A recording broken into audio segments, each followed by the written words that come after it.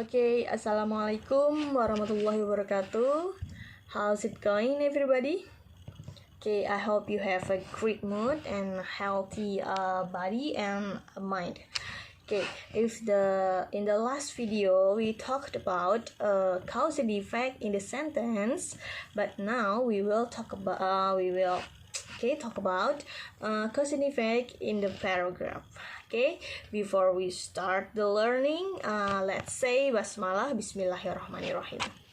Okay, cause and effect is a kind of text that is contained about analyticals of the writer about cause and effect that is happen in the phenomenon or something happened, or a condition.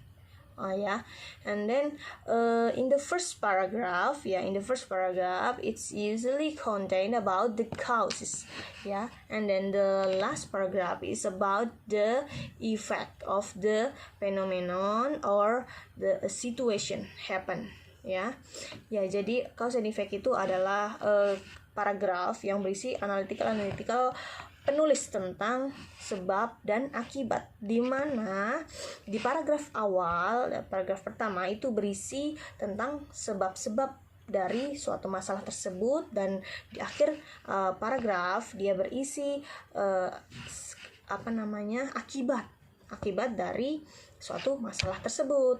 Okay, the generic structure of the cause and effect paragraph. The first is, it has a main idea on the topic sentence that will be discussed in a whole of paragraph. Jadi dia punya gagasan utama atau ide pokok yang akan dibahas di keseluruhan paragraf tersebut. Jadi menyebar itu sifatnya. And the second, it has supporting details or supporting sentences that will in the form of causes. Jadi dia punya kalimat-kalimat pendukung yang berupa penyebab-penyebab dari suatu masalah yang dibahas. And the third, it has concluding sentences, in the form of effects, Jadi dia punya kalimat konklusi atau kesimpulan dari suatu kalimat, dan itu berbentuk akibat dari suatu masalah atau kejadian yang dibahas. After generic structure, there is a language form atau ciri bahasa atau bentuk bahasa. Nah, in the cause and effect paragraph, there is a fourth language form. The first is it use tenses depend on the context, of the writer. It can be past tense or present tense or future tense. Jadi tensesnya itu tidak melulu past tense atau tidak melulu future atau tidak melulu present, tergantung dengan penulisnya mau bahas masalah apa gitu. Depend on the context time, depend on the context time of the writer gitu. Nah, the second, it use verb, verb in passive or active, menggunakan kata kerja dalam bentuk aktif maupun pasif. And the third is, it use conjunction like because of, and consequently, and then causes, and as a result.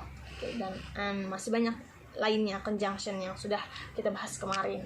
The fourth is use third person point of view. Yang keempat itu menggunakan sudut pandang orang ketiga tuh, karena dia membahas fenomena atau kejadian. Jadi bukan membahas tentang dirinya atau temannya, bukan. Jadi sudut pandang orang ketiga.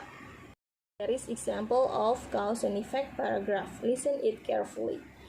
Drought, which has happened this year, is very long. Even in the last 2 months, there was no rain.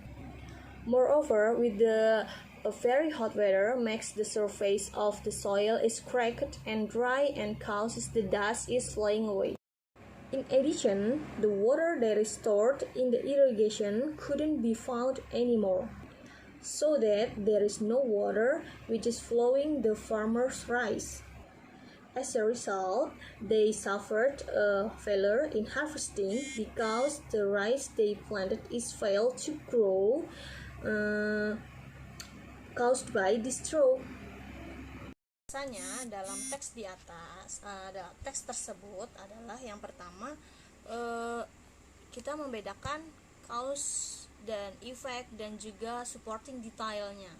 Nah, pertama di sini cause-nya apa? Cause-nya itu adalah drought ya. Drought happen this year is very long. Jadi kemarau yang berkepanjangan dan efeknya ada di akhir membuat